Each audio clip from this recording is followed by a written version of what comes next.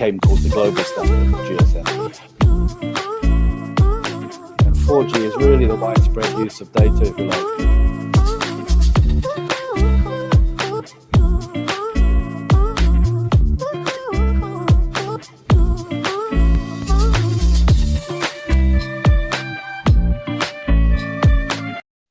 Hi, everybody. Welcome back to another episode of Tech Times Exclusive. Today, we're talking to Dr. Paul Carter, who's the president and CEO of Global Wireless Solutions, a leading independent benchmarking solution vendor for the wireless industry.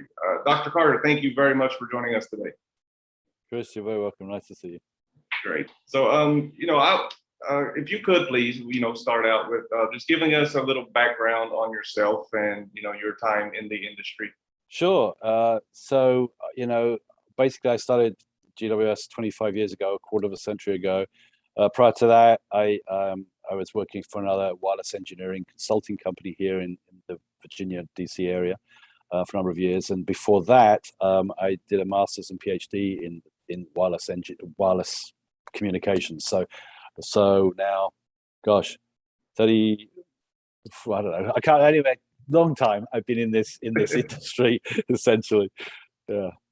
Okay, great. So I feel like, if you got a PhD in wire, I feel like you kind of got in early. This is not wireless technology in this capacity, for mostly cell phones and things like that, Wi-Fi, I'm sure, but it's not a very old industry, when you think about it. I guess maybe 30 years or something like that.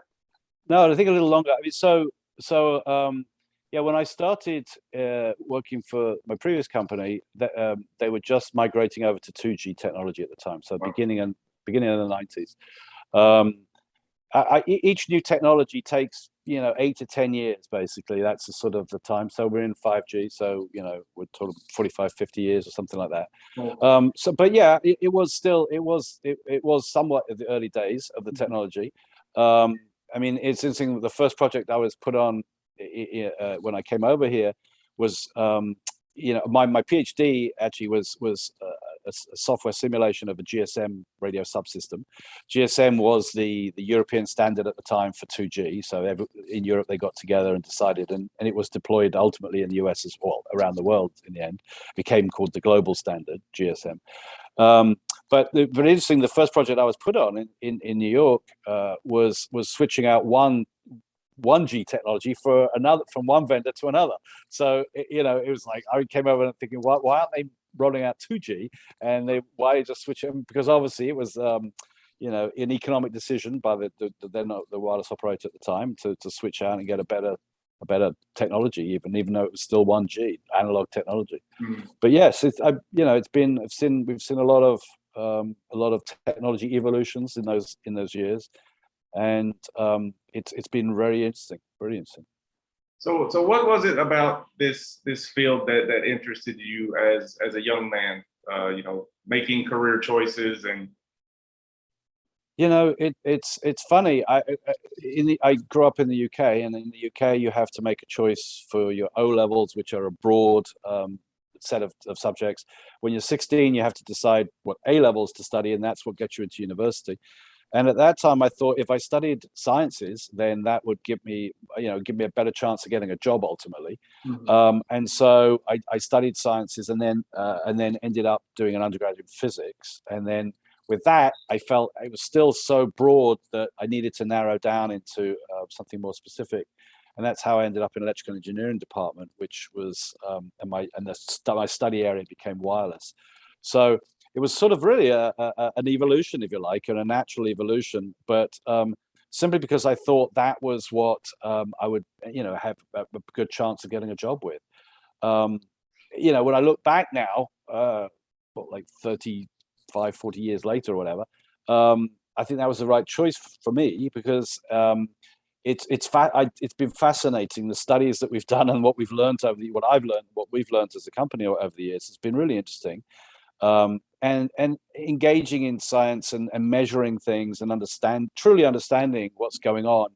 I think has been valuable for me, and that's definitely something I've enjoyed. So it looks like feel like 16 is such a young age to make such a life directing decisions, but it worked out beautifully for you, I believe. So what really inspired you to step out from 9 to 5, I guess, or from being an employee to actually building GWS? Well, the company I was working with at the time was basically designing or planning, wireless networks, and they would have a team of people doing the RF, the radio frequency component of that.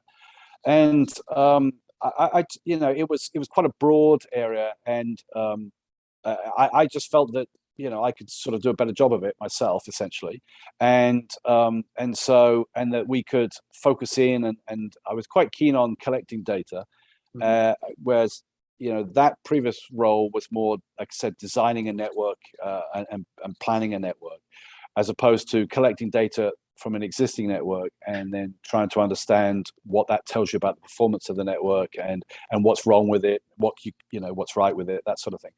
When I started GWS, we started in '96, so it's now a quarter of a century ago. We really got focused in the network performance testing component in around about 2000. That's when we started doing nationwide benchmarking for Nextel, which basically was the start of our nationwide programs at that point. And essentially, ever since, we've been collecting data on a nationwide level, domestically in the US ever since. Okay, I see. So yeah, you mentioned benchmarking. So what does a network benchmarking firm actually do? Like, what does that mean for us not in the field? That may sound like Klingon or something to some of us. Well, it's complicated and it's simple. So it's essentially the goal is to understand how the wireless networks perform. And these days there are now 3 nationwide operators in the US. There were 6 when we began this process. They've all started to consolidate over the years. But essentially, we have test equipment, which is commercial test equipment that's placed inside test vehicles, and then we connect smartphones, up to that test equipment, plus some scanner information, scanner data, and then we drive around. We make measurements on all the different wireless networks. We make a phone call. We hold that call for a time. We pull it down. We see if the call is successful. Same thing with data sessions. We look for speeds of the network. We look for data speeds. Obviously, everyone talks about network speeds these days, but we do different types of tests. We do video tests. We do voice tests. But it's all about trying to mimic, if you like, a customer experience on the network. And the goal is to test the network performance as opposed to necessarily testing the performance of the phone that you're using. Right. But the phone is the closest, it gives you the closest experience, if you like, of the network.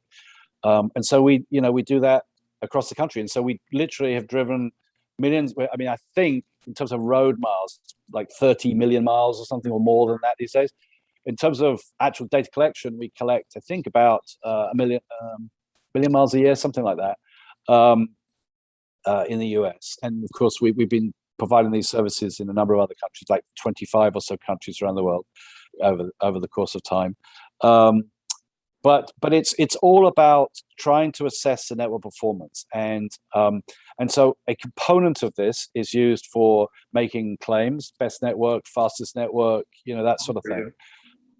But the other piece of it is that as we're doing making all of our measurements, and as you talk on your phone and browse the internet or whatever it is you do on your phone, that phone is communicating with the network, and the network is telling that phone to power up or power down or switch frequencies or do a lot. There's a lot of background information that you don't see as a user, but that the network is controlling the phone. So we are able to log all of that information. It's called layer 3 network level information. We're able to get that level and some other levels of information. So we can really understand what's going on behind the scenes, as it were. So this is not snooping, because this is our phones. We're doing this, and this is all something that we're stimulating ourselves. But then, if we see a network fail, like a drop call, or you try to make a call and you can't connect to the network, we can then look at the engineering information and understand, well, that's because there was no coverage, or because there seems to be some sort of network optimization problem at that location, or there's no capacity, or there's something. So we can drill down and look at root cause of what's actually going on with the network, and then we can provide that data back to, our customers, whoever they may be, to potentially impact and improve the performance of the network. But also for them to understand competitively, they've deployed so much spectrum at that place. What are their competitors deployed? How much spectrum is deployed? What technologies are deployed at each location? So it's sort of a bit of Pandora's box. When we think of wireless networks, and even we think of 5G, it's not a single thing. It's like it's now a complicated set of components, if you like, and features and capabilities. And so we sort of have the ability to delve into some of that box.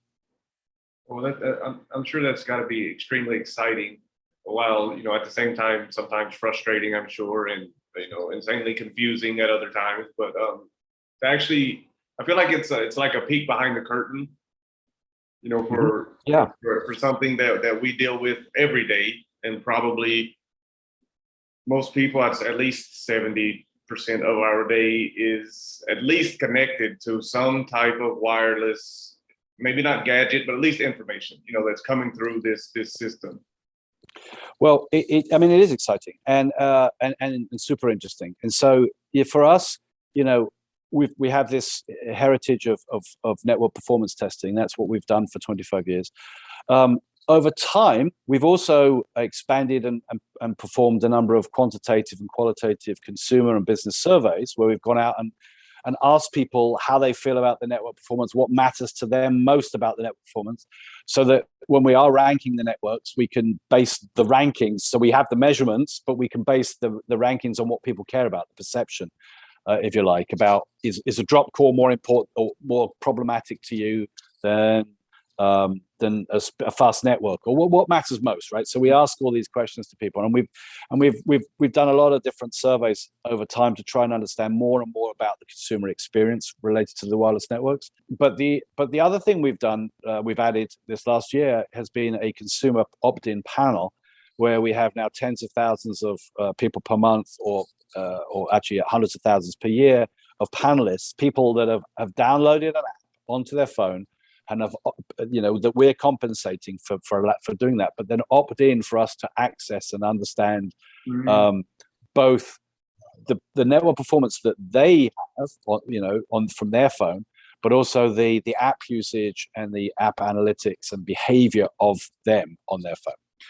So, we want to still continue to understand the network performance piece, and that's still our core, but we want to more and more understand what people do with their phones. As you mentioned, we're spending a lot of times on our phone. I think what we like to say is that modern life is mobile, and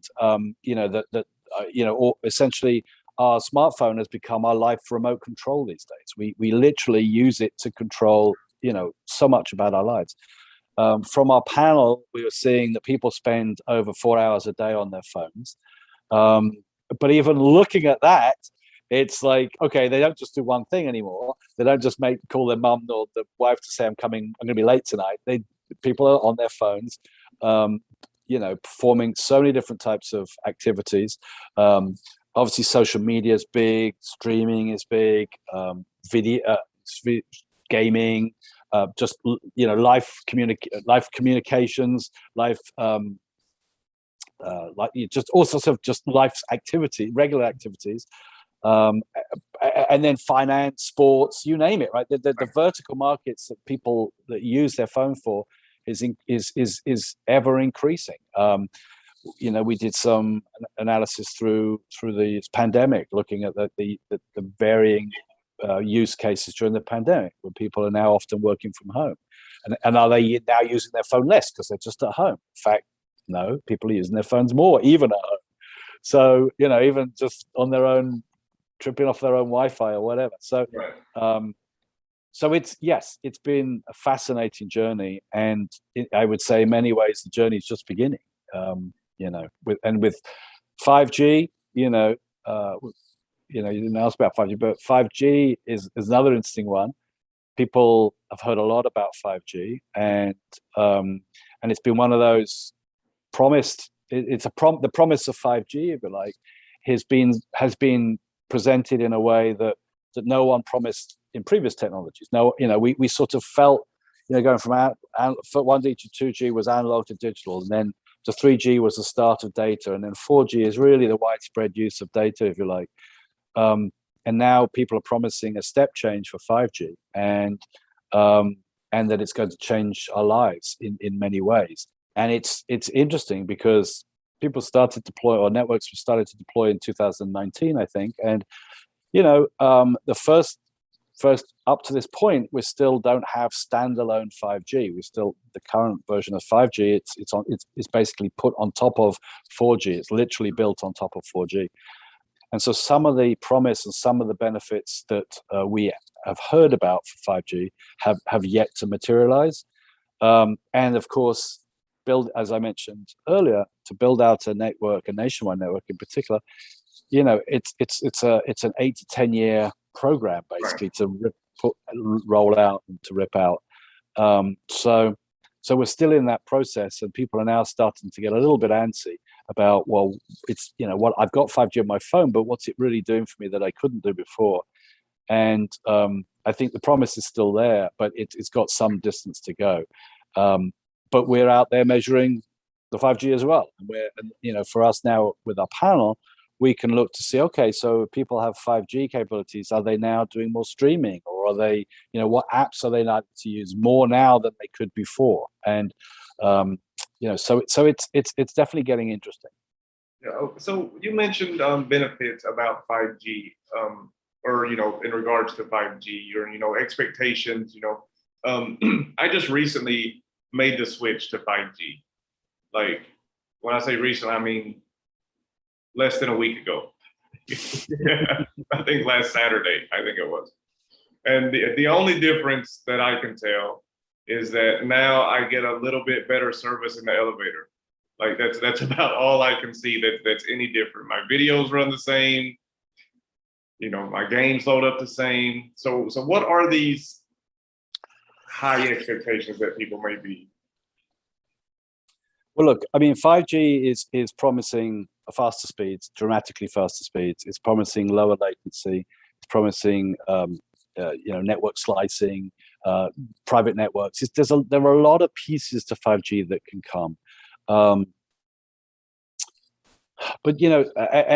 I think ultimately it will allow also a capacity, a much more dense level of capacity than we've experienced in the past.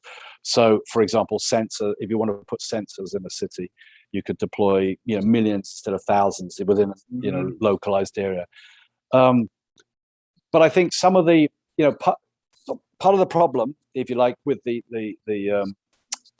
I don't know if education is the right word, but part of the problem with the promotion of it is that a lot of the benefits really benefit to start with the provider rather than consumer. And so oftentimes technologies are changed because it becomes more efficient for the person providing the technology, delivering that service to you, more efficient to do it this way versus the old way. Like some of the new planes, that they use 20%, 30% less gas than the older planes. So the seats are the same, but actually they have a chance that they could improve the seats, while they're doing it. But they're really doing it to get a more efficient plane to the airline providers. So some of that's going on with 5G, but that's like things like, again, these private networks. It could be that an airport, I don't know, Heathrow or Hartsfield Airport in Atlanta or whatever, they have now, a private 5G network there. And so that means the whole efficiency of the airport is improved dramatically, right? So that they now have communications, they now have the ability to communicate directly with passengers and to push you through your whole transportation woes go away, because they can track you and do whatever it is that your bags are more tracked better. Their employees are sort of moved around the airport in a much better way. And maybe the capacity is much better at the airport now because now, instead of having to have cell sites outside the airport transmitting in like the old days, there are new sites inside the airport. So it's sort of like a side benefit is that, for everybody, the consumers, the service at the airport is much better now. So, 5G is an enabler in that sense. It's not, it's just an enabler. And network slicing, delivering certain quality to certain people at certain times, that's another thing that can come. Obviously, as you improve latency, what you can do with low latency, or obviously things like autonomous cars, or obviously gaming, which is important to a lot of people. But other aspects that need instantaneous communications are not like a lag of a few milliseconds even, or tens of milliseconds. So any applications that need that can be delivered ultimately with 5G, not today. But I think too, it's all part of an impetus as well. If we've performed tests actually fairly recently in places like even in the UK, where we've done broadband tests at people's houses, and seen that actually there is this digital divide. In not just urban, rural sort of, but even within urban areas, sometimes you can find a digital divide where people just don't have the bandwidth that they currently need to fulfill a video call like we're having today. And so, as 5G is deployed in a comprehensive way, as like the whole ecosystem comes together, that the regulatory authority works together to allow quicker and easier cell site deployments, all of this can sort of come on the back of 5G. So 5G can, it's the technology is one thing, but it's sort of the whole, it's like about if you build a stadium, will they come? The stadium itself delivers nothing other than seats. But if you put a lovely stadium with lovely seats, people will come. It's that sort of a thing, right? The technology is just an enabler at the end of the day, but it needs a lot of things to happen, a lot of people to come together. Even the autonomous cars is interesting, right? Because people are off developing the capabilities for autonomous cars, the car manufacturers, but part of that is expecting the networks to be in place as well. But then again, you talk about systems. Today, we have traffic lights that we've been using for many, many decades.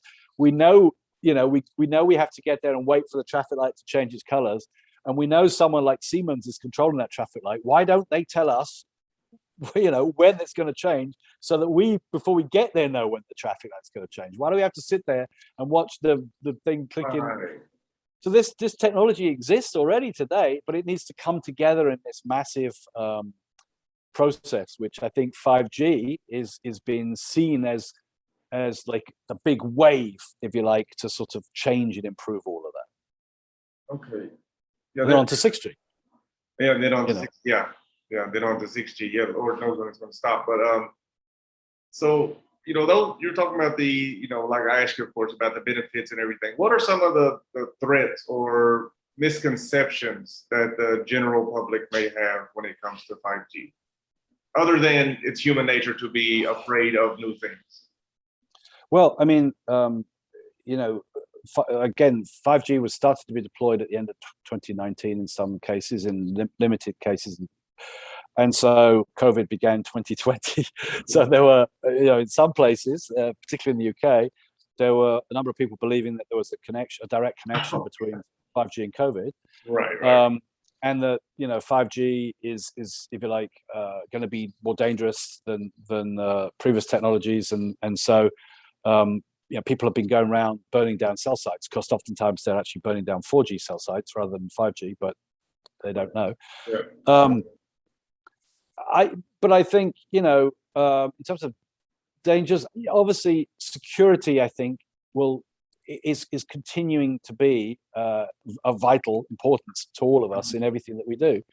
And to the degree that some of what I was suggesting, the promise of 5G, it happens, then yes, it becomes even more important that we can protect that information and the information flows, our private information, public information, whatever it is that we want to protect.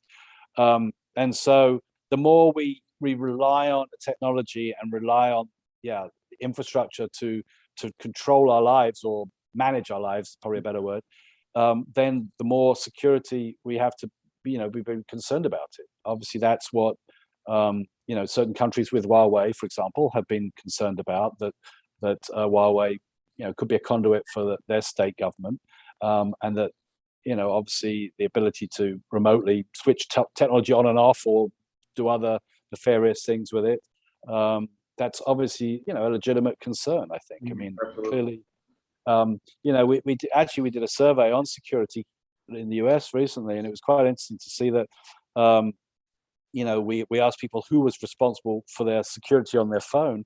Was it the phone provider? Was it the cellular provider? Was it themselves? Or it was someone else, I can't remember. But anyway, it was interesting. Most people felt that they had the primary responsibility for the security themselves on the phone. And I think, to a certain degree, that's right? Our passwords, what passwords we give up and things like that, we have control over aspects like that. But of course, we don't have control over data leaks and what people do with our passwords and so on. So yeah, all of that sort of thing I think is a threat. But at the same time, like everything else, you have to make choices. And if you want to move forward, there are weaknesses to everything. And I think obviously the benefits should outweigh the fears. I think COVID has shown how easy it is to disrupt a society, I think, right? And we're seeing US, UK, and others supply chain issues right now, due to things like COVID, and some of that's not technology, some of it is, some of it isn't. But I think we do need to understand the more we depend on a technology, we need to understand the negative impacts of not having that technology. I mean, so as an example, another survey or not survey, but study we've been recently doing in the UK, in a remote area of the UK.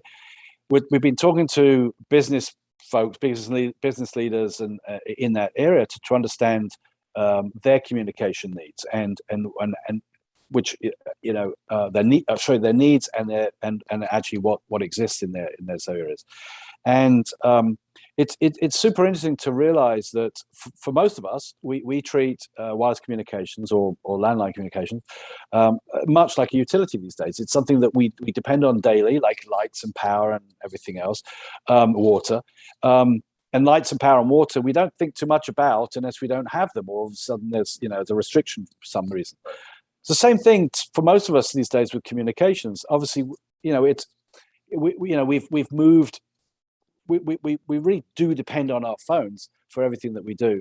But if you're in a place where that's a challenge and the communications are challenged, then all of a sudden you realize that it is of vital importance to our lives these days to have adequate communications. And it's funny because certain things like filing your tax returns or applying for a license for something online or whatever, a lot of this stuff, without us even realizing, we're doing not just online shopping, but we're literally doing everything online these days. Everything is through the internet, and that the promise of that is that that's easier than the old way of going to the store or the post office or the bank or whatever it was that we used to do. But if it's now harder to do that than it used to be, then you all of a sudden are in trouble. And then these communities worry. So then the communication becomes the center of their worries for the future. The worries that they'll lose their youth. Their youth will go away to a more connected community, let's say, or they'll struggle to attract new people to their community, because what's the point if you can't stream Netflix or whatever it is you want to do? So it really is important to our lives that we have now good quality communications and reliable communications. And so, obviously from GWS's perspective, that's what we always do. We always want to understand what the network performance is like, and then what you can do with that, and what are you doing with that network, and as the technologies change over time, you know, how are you adapting and evolving? You know, things like Uber, right, came about because of 4G, really. I mean, because the speed of the network and the availability of the networks and the ability to connect a driver with the passenger, and for them to track it, and the mapping, all those things came about really through 4G LTE. But it's just a taxi service, for crying out loud. It's been around since the horse and carriage, you know. But yet 4G really enabled that, but no one at the beginning of 4G said, "Oh, what's going to be the killer app for 4G? Is it going to be ride sharing apps or home delivery?" They sort of came about, you know, after the fact, right? You know, because now it's there, because you can incrementally do things that you couldn't have done. But it's a whole bunch of things. It's also the phone, the processor on the phone is better. So it's not just the air interface, the technology that's delivering it to the phone. It's the touchscreen, the processor, you know, all these different things have now enabled all these technologies. So it's just super interesting. Yeah, absolutely. I agree 100%. This is definitely something that practically everyone can relate to in some way, you know. And I kind of want to talk about the digital divide. That is a term that I've only recently come to learn. I wasn't, but as soon as I seen, I was like, yes, absolutely, because originally I am from rural Kentucky. So I'm talking about, you know, a place where we had to pump in sunshine. We were so far back in the hills, like it was a pretty serious divide, absolutely. And you know, so that's what GWS does, more or less, right? Because I remember the only place I could get 3G service in my house was if my phone was on top of my refrigerator. Like that's the only place. So I'm guessing that's really what you know, GWS is committed to resolving, or those issues. Well, I mean, we're out there measuring in, you know, more places. We're driving more places than anybody else to measure the service, and yeah, just basic coverage is as you're talking about is the first step. If you don't have basic coverage on any technology, then there's nothing else you can do. But you know, as I was describing, though, the digital divide is not always urban-rural or urban-suburban-rural. It can be within also these cities as well. I mean, you know, but yes, it's digital inclusion, I think, is another term that really I've heard recently, and I think that's another good term that people need to be included. Again, as you know, as some of the services that 5G can provide, telehealth, remote learning. I mean, obviously, in order to benefit from that, again, you have to have adequate service. You don't need to have necessarily the fastest service in the world or the best service in the world, but you do need to have adequate service. And you know, the ability for people to talk to their doctor or some sort of healthcare provider remotely without having to leave their house. I mean, it's just a no-brainer how useful that is. But farming, even the technology that you can use for farmers, it's sensing technologies and things, so the farmer doesn't have to go to his field. They just look to see, you know, how wet the fields are or whatever it is that you're measuring. You know, it just if you could do that through a technology as opposed to requiring it manually, then yes, of course, that's all powerful. And you know, there are different programs, and I think the US government is sort of trying again to focus on rural parts of the country and to put more dollars in place for that. Of course, you know, FirstNet, you know, is piggybacking on AT&T's network in the US, and so that's also another benefit, if you like, that FirstNet obviously requires coverage everywhere. So then that also encourages AT&T to continue to push their coverage and their capabilities. Obviously, we've been giving AT&T best network in the US from our nationwide drives for several years in a row. But But that's the thing too. You can't just sit back and relax anymore as a network provider. You have to constantly invest in your network, whether it's footprint expansion or whether it's adding new technologies within footprint. So it's a I'm going to say it's a game, but it's not a game. It's a process that never stops. Right. It really is something that you have to keep working on, and delivering more because we're doing more and more with our devices. Right.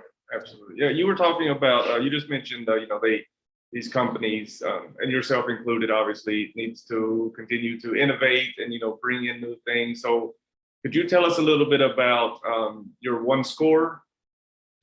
Well, OneScore is a ranking methodology, which basically, as I was saying before, we sort of combine the measurements of the network, how good or bad the network is in terms of speeds and voice quality and drop calls, block calls, all that sort of thing. We have all the metrics, but it's like, well, we need to then understand how to use those metrics to come up with a score. And so we go out and we do a survey of 5,000 people in the US and ask them, okay, given all these different parameters, metrics, what's most important? And then they tell us what matters to them, and then we apply that against the metrics to come up with a ranking methodology. And so, yeah, we've been doing OneScore for a number of years now in the UK, and US, and other places. And we felt, that for it's look, I've got a lot of opinions myself, but we felt it's more important to hear what customers believe is more important than what I say is important. And so that's why we think that not only are we collecting more data than anybody else in terms of the actual measurements, but we're applying people's perception to that as well, and coming up with this ranking methodology. So we believe that that's the way to do it essentially. As I mentioned earlier, we have now this consumer panel. So ultimately, we want to bring the panel into this as well, and to do more surveys and more measurements, in more places, let's say, and add that into the mix. But none of us can ever sit still. I mean, we're never done, and we can still go to places regularly that have issues with the networks, and even in 2021. So we want to keep measuring it, keep reporting that back to people that can fix it. I see, you mentioned earlier, and I see there behind you, millions of miles covered. Yeah. And what goes into covering that much ground? Like, that's got to be almost a logistical nightmare. Yeah, it's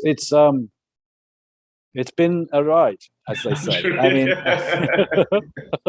yeah, I mean, you name it. We've experienced it over the years. We've had, so basically, what we do is we in a city or wherever we're collecting, town, city, we map out a drive route where we use population demographics and other things to come up with a drive route to get a representative route within the city.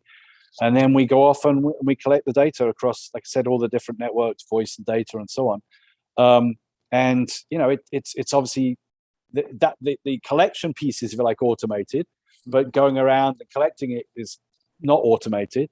And then we have to send the data back. We have tons and tons of terabytes of data that we send back to analyze and process, and then ultimately report against.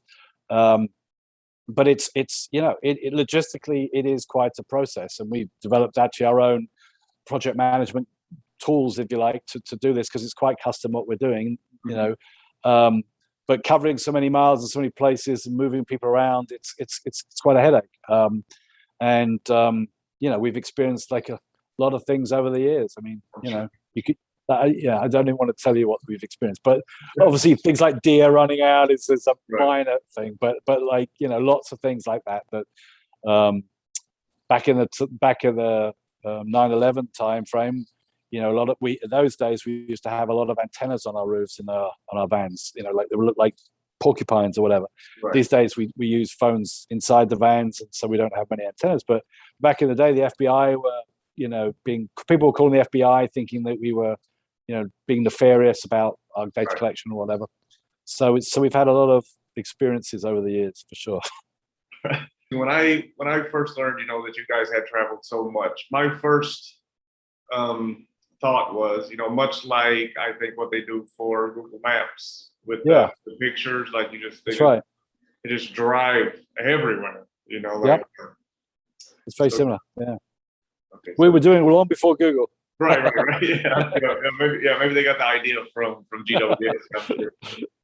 Yeah, but earlier we talked about how things have changed, because of the pandemic, and you said you were, I think you said maybe expecting that smartphone usage would go down because people were at home, and it in fact went up. Yeah. What else really surprised you about the evolution of I'd say our use of smartphones and these wireless networks? Yeah, well, COVID has been for all of us such an interesting time, or I mean, it's changed just so much about our lives. But I think at the end of the day, what is interesting is that to some degree, no matter where we are, what we're doing, we tend to do the same sort of thing, right? So, we go on vacation and we do vacation things, but we also still check our emails and still, call our kids and whatever it is. I mean, a lot of things that we do, and still watch TV, stream TV. So a lot of things that we do for work times, we do in our playtimes, and so I think COVID tended to, as we now know, it has blurred the work day and the personal day into one sort of big mess, as it were. And so obviously certain things, certain app usage went down. Obviously things like rideshare and whatnot went down to start with. Sports went down to start with because obviously sports were cancelled. A lot of sports things were cancelled. And then obviously things like home delivery services went up. I mean, there were those types of things that went up that were obvious, if you like. But others, I guess, finance went up quite a bit. Finance, if you look at the 4 hours a day, 250 minutes a day or whatever it is, finance doesn't account for huge amounts of time. But in terms of its relative to use, it went up quite dramatically. And things like Fresh EBT, which is food stamp program, which I, to be honest, wasn't familiar with before. That obviously shot up during COVID. Things like Robinhood, so that's been finance is another interesting one, right? Because it covers a broad area of your regular bank, your online banks, and then trading, the traditional trading apps, and now the newer trading apps like Robinhood and others. So obviously these days, buy now, pay later is another big thing that's popped up. Affirm, Klarna, and those sorts of things. So we see spikes in all of those sorts of views. But obviously a lot of the so-called productivity type apps like your emails or your texting or whatever, those all slowly increased. Social media increased quite a bit, I think, during lockdown or during the COVID process. That social media, of course, is always large, and as in terms of minutes of use per day, but that also increased. But interestingly, there, of course, to traditional social media, or we call it traditional now because everything's quite new in social media. But TikTok, sort of came into its own during the COVID. I think we saw it was the third most used social media app in most cases. We also look at different cities, and some cities have different use cases than others. But it's just like I said earlier. Your phone is your life remote control now, and whether you're sitting in your living room or your home office or you're out and about, you may tend to use different apps for different purposes. But at the end of the day, we tend to use our phones now, rely on them for almost everything. I agree. I think now more than ever, it's almost safe to call us, the human race. We are practically androids. Like we cannot for the most part function to the level that we want to. You know, of course, I can survive every day without my phone, but you know, I won't be able to talk to my family as much. I won't be able to check my bank account or pay these bills without having, you know, to like take out an entire day to go. So I feel like, yeah, you know, we are definitely, you know, we're androids, you know, for all intents and purposes. Yeah, I mean, but it just it provides comfort also, right? I mean, I have kids that are now, I have several kids that are away from home now. They're older, and I can communicate with them. I can see them every day, talk to them every day. I can participate in their life. I can even fulfill transactions for them. You know, I mean, it's just that easy now. And it's almost like, well, whether they're in your house or not in your house anymore, you still can communicate to, you know, roughly the same sort of level. So you know, it's, yeah, I think the thing about 5G and then 6G is that whatever we know today, it's going to change even more, and it's going to become even more important to us. Right. Yeah. It is extremely exciting. Actually, I had never personally given much thought to, you know, the life changing aspects of, you know, jumping up a number in this, you know, 3G, 4G, 5G, and until this conversation, obviously. And now it's like, you know, you think about, what do you say, every, say, 8 years, I guess, you know, on average, it's about a 7-8 year process. So this one's been out for 2 years. So we got about another 5 or 6. And then, like, by the time 6 rolls out, this world will be completely different. Yeah. Yeah.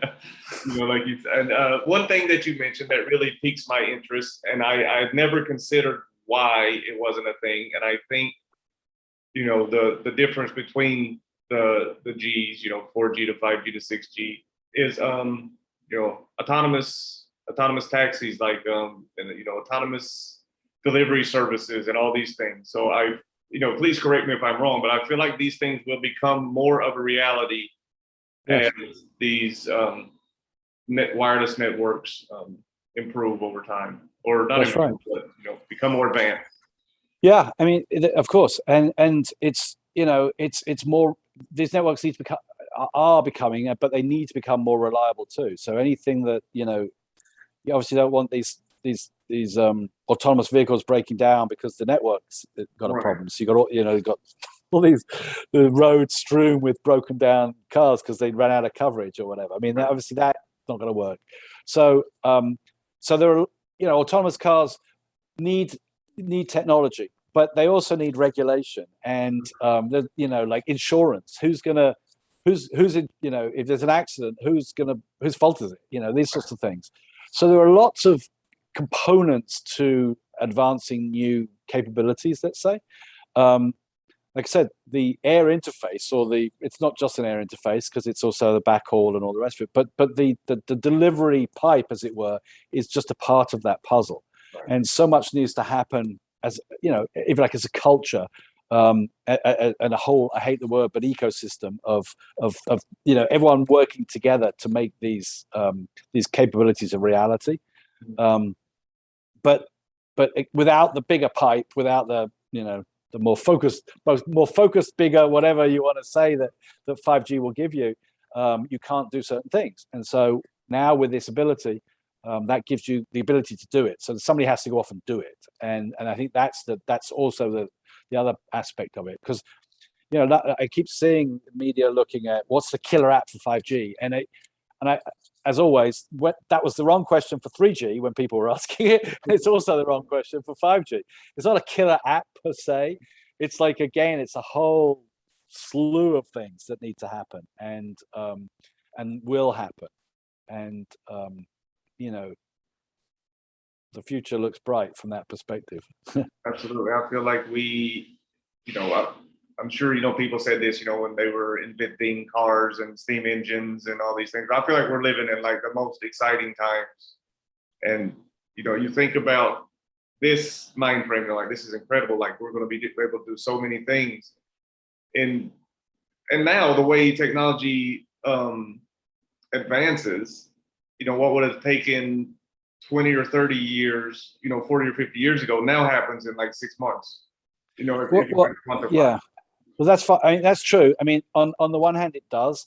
On the other hand, I think our expectations are also advancing faster too. That's, I think, another concern a little bit, that you don't want to temper people's expectations too much, but at the same time, give us a minute, guys. It's going to take a while for this to happen. It needs to be there somewhere. But it's happening, but perhaps it's not as fast as everyone would like. But yeah, no, it's almost like the No Child Left Behind back in the day. I mean, it's almost like now no one should be left behind on the digital train. I mean, you need to be on there now, and it can deliver so much for you. So yeah, everybody needs to help get you on that train, basically. Right.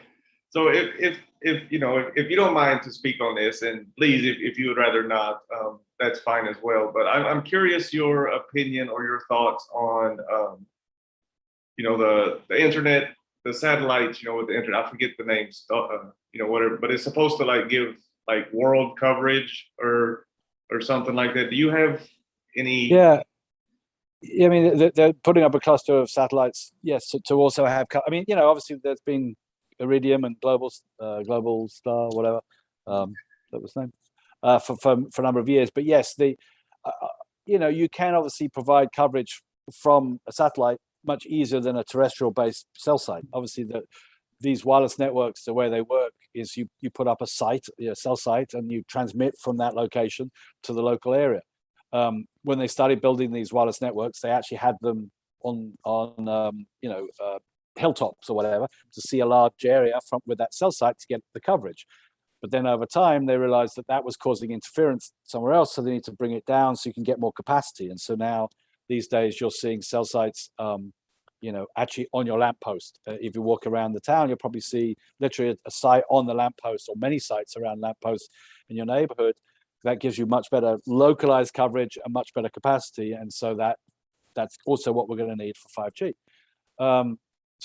But that does leave holes, Grand Canyon and other places like that are particularly challenging to cover. People have looked at balloons. Boeing and others had like projects of putting up a massive sort of balloon and trying to cover it. So it's not quite satellite height and it's not cell site, but it's much higher and cover a footprint. But ultimately, the Project Loon, that was called, I think ultimately they've sort of given up with that for now, at least. I think probably too costly or whatever. So the next solution is satellites, and yeah, we've had obviously TV from satellites, and from a broadcast perspective, satellites is helpful because you can it's one to many. You could just broadcast a limited amount of spectrum over a large area. The problem with cellular coverage is that it's one to one, and so historically, from a capacity perspective, there have been challenges with providing enough capacity with throughput, the speed that you need from a satellite. I actually personally not that familiar with how they're deploying it, but I think there have been some advances in technology which allows you to get a better capacity, better throughputs out of these satellites, and again allows you this broader coverage. So I definitely think it should be a good option, and it should be the ability to provide basic coverage in areas. Ultimately, it probably can't provide the total capacity needs that you need, which is why you need to deploy these terrestrial networks. Right. But yeah, I do think that's an option. Definitely an option. I mean, again, it's with everything, these wireless networks, it's not a one size fits all solution, and that the problem is that people live in pockets of population which are often dense. So to provide coverage to them is easy, but to provide capacity is a challenge. Then you also have people that are spread out. So to provide capacity is easy for them, but the coverage is a challenge. So it's the terrain and the densities, it makes planning wireless network very difficult, which is why we kind of are where we are today. Because it's a very costly process to build out these networks, and then to have to change them every few years as well. So I think yes, it's another tool in the toolkit. The satellites, if you like. Yeah, I think the main selling point of of the internet from, or the service from the satellites is what we discussed earlier with the digital inclusion. I think that's kind of the point. Like that's the major marketing angle for investors and things like that. Like we want to give everybody access. Yeah, yeah. It's basically becoming something that was once a luxury is now becoming almost like a human. I don't know if I can say human right, but like yes, no. I mean, we've in our surveys we've asked in the past, do you believe it's a basic human right to have wireless communications? And obviously a lot of people do. Well, yeah, I think so. But I was just thinking, as we're talking about satellites with broadcast technology, another project we're working with in the UK is a project called Project Vista, and that's a consortium of companies which includes O2, Virgin Media O2, Roden Schwartz, Digital Television Group, Digital Catapult, and some others.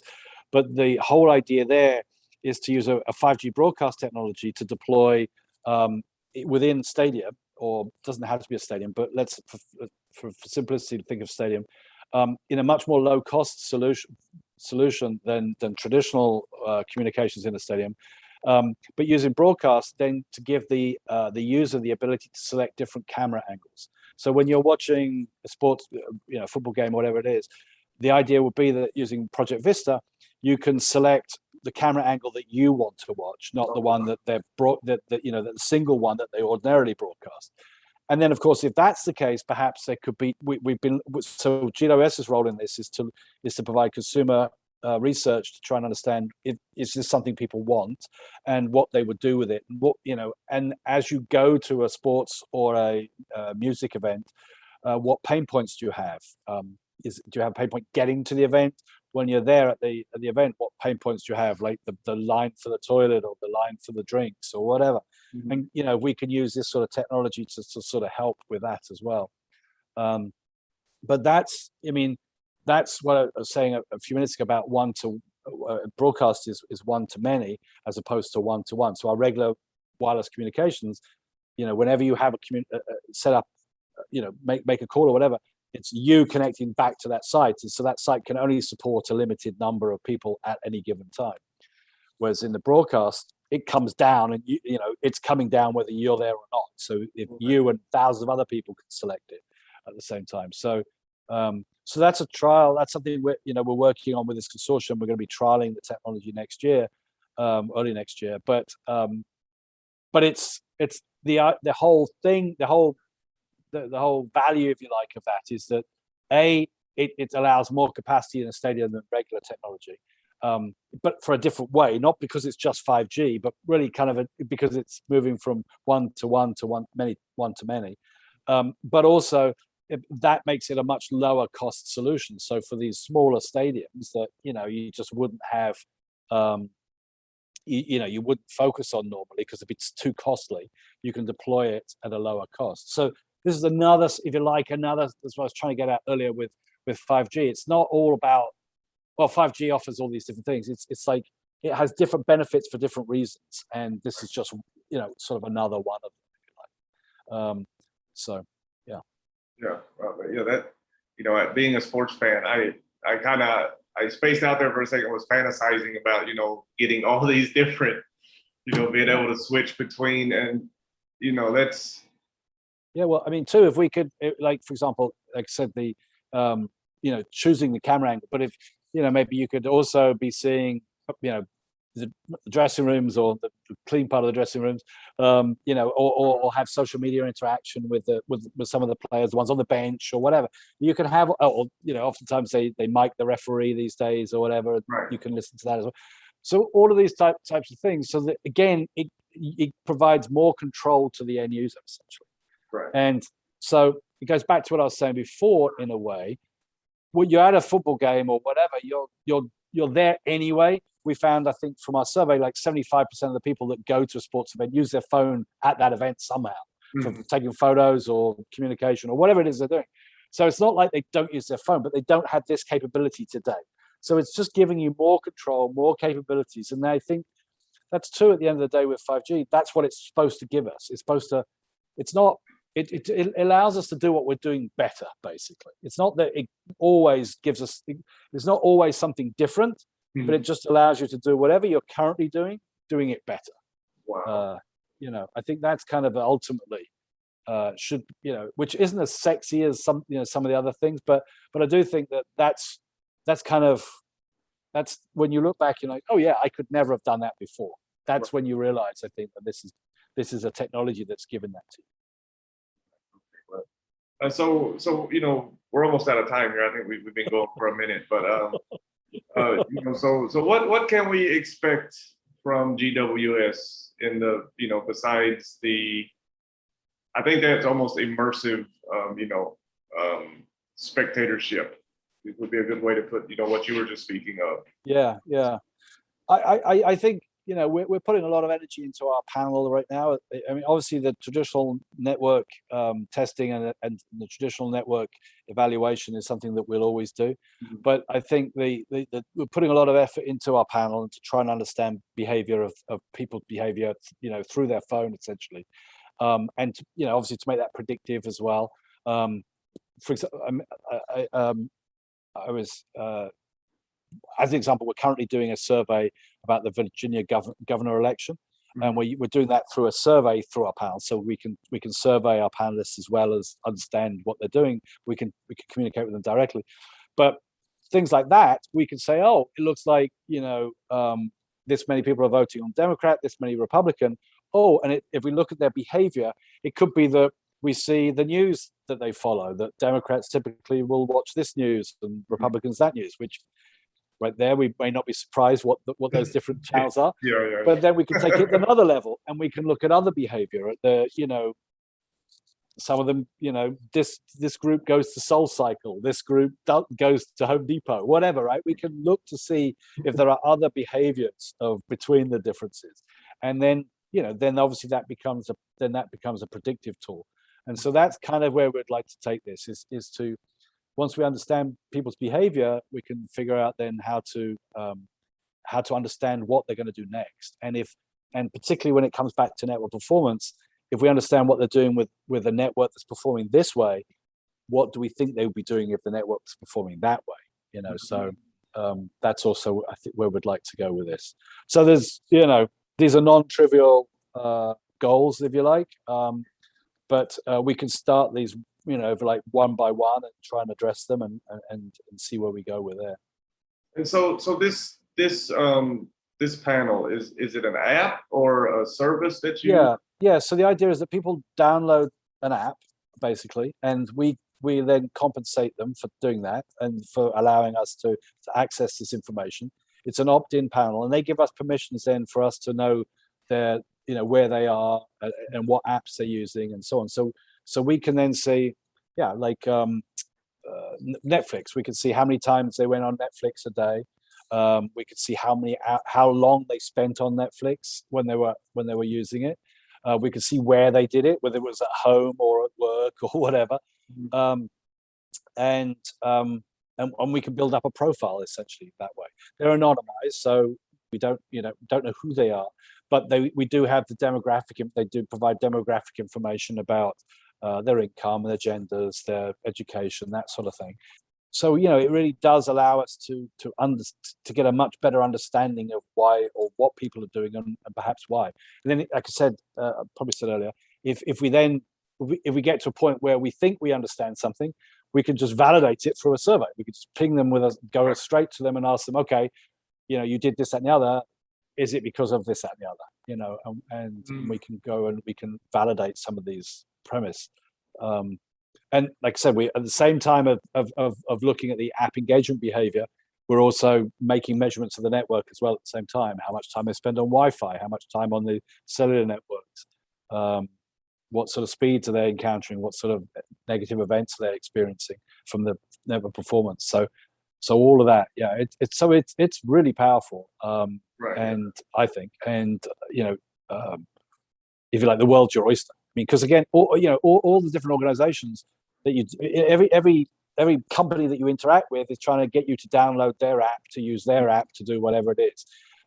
So we can look to see, do people download these apps, and like I said, when they go to Macy's or Home Depot, are they using their apps in those stores, or are they not? Are they using the regular browser, or they're not using anything when they're in stores?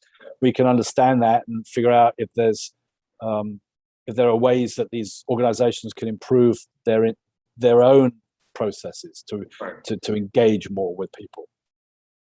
All right. Well, yeah, it's all very, very exciting, Dr. Carter, and thank you so much for coming and speaking with us. And please feel free to come back anytime. I think I can talk to you about this for a couple of days at least. You're welcome. We'll be back with another episode next time. You just watched a Tech Times exclusive. If you enjoyed the conversation, be sure to subscribe to the channel, hit the like button, and share the video. Be on the lookout for upcoming exclusives with the world's most innovative tech companies. See you next time.